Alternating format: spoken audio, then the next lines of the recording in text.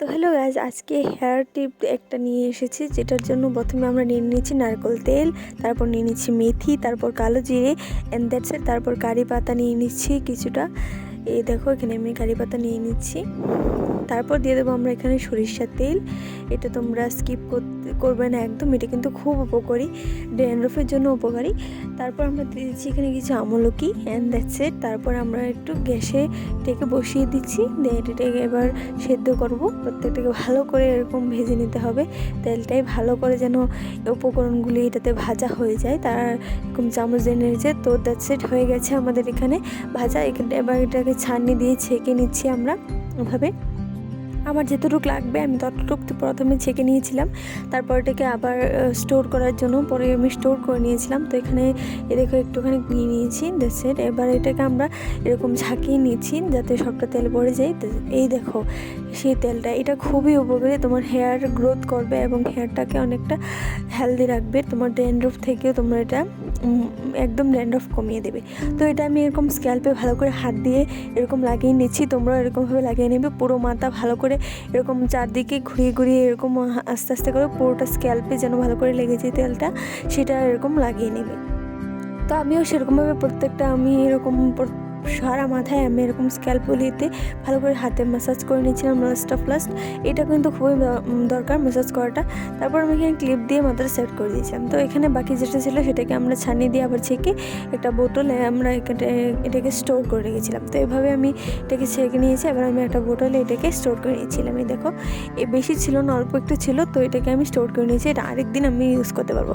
তো এখন আমি একটু টাইমটা কাটাচ্ছিলাম, তো দেখছিলাম মৌসমটা অনেক সুন্দর একটা ভিউ দেখতে পাচ্ছিলাম, তো তোমাদের সাথে দেখাই, দেখো কত সুন্দর ভিউ। তারপর আমি এসে গেছিলাম এখানে সানলাইটে, দেখো কত শাইন করছে। তো এখানে তারপর আমরা এখানে হেয়ারটাকে ওয়াশ করার জন্য এসে পড়েছিলাম, কারণ এটাকে 10 থেকে 15 মিনিট রাখলেই হবে। মেথির জল যেটা ভালো করে ধুয়ে নিতে হবে, আমাদের স্ক্যাল্প না হলে এটা অনেকটা ড্রাই করে দেবে। তো এখানে আমি 2 থেকে 3 বার কিন্তু এখানে শ্যাম্পু করে নিচ্ছিলাম, ভালো করে শ্যাম্পু করতে হবে যাতে সব উপকরণগুলো মাথা থেকে এখন ছাড়িয়ে যায়। তো এখানে আমি 2 থেকে 3 বার ওয়াশ করে নিয়েছি। তো তারপর লাস্টে আমরা এখানে কন্ডিশনারটা ইউজ করে এভাবে কন্ডিশনার নিয়ে নিলাম, তারপর এটাকে মাথায় অ্যাপ্লাই করে তারপর আবার ওয়াশ করে নিলাম। তো তোমরা সবাই জানো যে শ্যাম্পু করার পর কন্ডিশনার ইউজ করাটা কত ইম্পর্টেন্ট, এটা কিন্তু করা অবশ্যই দরকার। তোমরা এরকমভাবে কন্ডিশনারটা ইউজ করে নেবে। তো এখন আমি ধুয়ে নিয়েছি, তো এখন আমি ক্লিপ দিয়ে আমার মাথায় এই চুলটাকে একটু সেট করে নিয়েছি। তো এসে গেছি, স্নান টান করে এসে গেলাম। তো এখন আমি ভালো করে মাথাটাকে এরকম মুছে নিচ্ছি শুকনো কটন কাপড় দিয়ে। তোমরা এরকম ভালো করে কিন্তু মুছে নেবে, না হলে কিন্তু ড্যান্ড্রফ কমবে না, কারণ ভেজা চুলে কিন্তু ড্যান্ড্রফটা খুব বেশি থাকে। তো এরকম চেষ্টা করো ভালো করে যেন মোছা হয়। তারপর এখানে আমার মোছা হয়ে গেছে, দেখো স্ক্যাল্পটা তোমাদের দেখিয়ে দিচ্ছি, খুব ভালো করে পরিষ্কার হয়ে গেছে।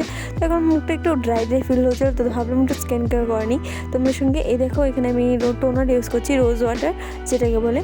হাত দিয়ে ভালো করে একটু হালকা হালকা চেপে নিচ্ছি, চাপা হয়ে গেলে এরকম করে হালকা একটু করে চেপে নেবে। কিন্তু তোমরা টোনার তো কী করে ইউজ করতে সেটা সবাই জানো। তো টোনারটা ইউজ করা হয়ে গেছে এখন আমার।